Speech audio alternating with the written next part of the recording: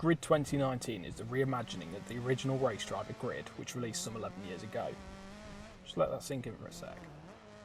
And whilst the 10th entry in the TOCA series is a reimagining of the older game, it's far more than that. But then it's kinda not.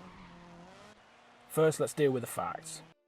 Grid is split up into 3 main game modes: career, free play and multiplayer. Free play, as you'd guess, lets you play any race mode in any vehicle on one of Grid's 81 tracks. Some of those are variants or reversed. Full disclosure, I've yet to play multiplayer, but it too allows you to set up a private free play match for up to 15 friends. This sits alongside a public quick match mode. Career is where you'll likely be spending the majority of your time racing through 104 events across a handful of categories: GT, Touring, Tuners, Invitational and Stock.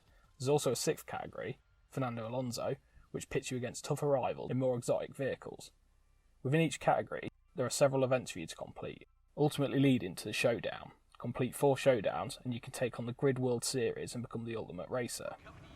So far so standard, but in a slight twist on the genre, all these categories are open from the get-go. That means you can focus on just one career category should you choose, or mix and match. It's ultimately up to you how you progress through the career, and you do so by completing events. But in another twist, most events don't require you to place first to get the coveted gold medal. Most require a 3rd placing or better, at least in the beginning, but as you progress further, the completion criteria naturally becomes more difficult. Opening the career like this adds to the accessibility of the game, something which I'll come on to later. Whilst the career is fairly standard, it does introduce itself with incredible confidence, style and flair, showcasing the different types of races you'll be taking part in throughout your time with Grid. The bulk of your racing will take place on tracks or closed streets, but the odd curveball is thrown now and then, with Tokyo Drift style mountain races and Indy 500. You'll need cars to compete in these events, or you need to earn cash to purchase them. This aspect of buying and selling cars, while seen in many different racing games, feels refreshingly old school and reminds me of the bygone era of Gran Turismo and Project Gotham. There's a nice number of cars to purchase, 69 to be precise, and these are grouped by the categories from career mode. You'll be getting behind the wheel of many different cars from Ford, Chevrolet, Ferrari, Nissan, Volkswagen and Aston Martin, just to name a few. These are spread across several different classes from prototype racers through to the Volvo 850 estate.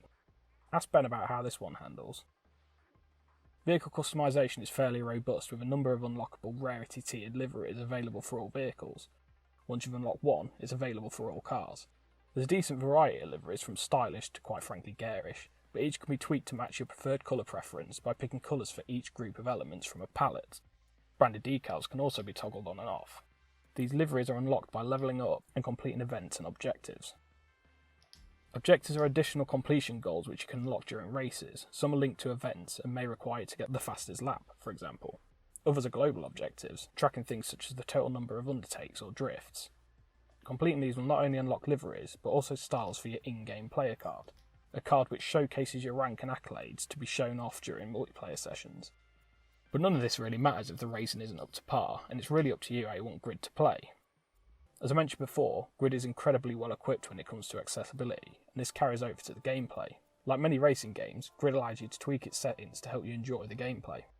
There's full difficulty adjustments including tweaking and toggling of ABS, traction control, stability control, racing lines, AR difficulty and the damage model.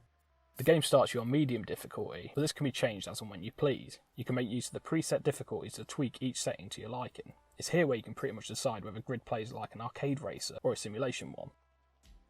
Not only that, but the HUD can also be customised, allowing you to toggle individual elements or hide it completely. Throw on top of that the ability to fully remap your controls and even tweak the amount of feedback your controller receives per category.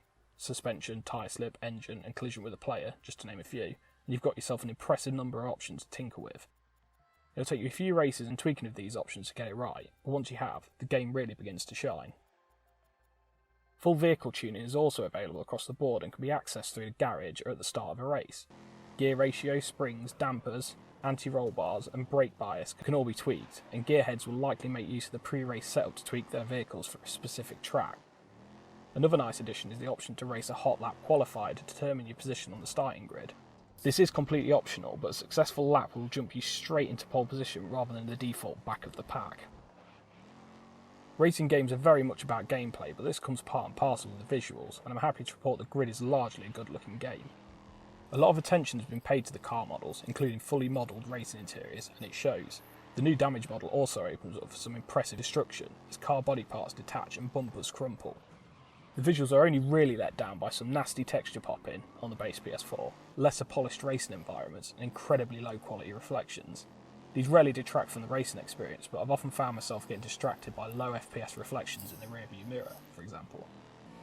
Those aside, Grid truly comes into its own when playing in cockpit view. It's here where the visuals and audio meet to create an incredible immersive experience. Audio becomes muffled with the overtone of your tyres rumbling over the track taking front and centre.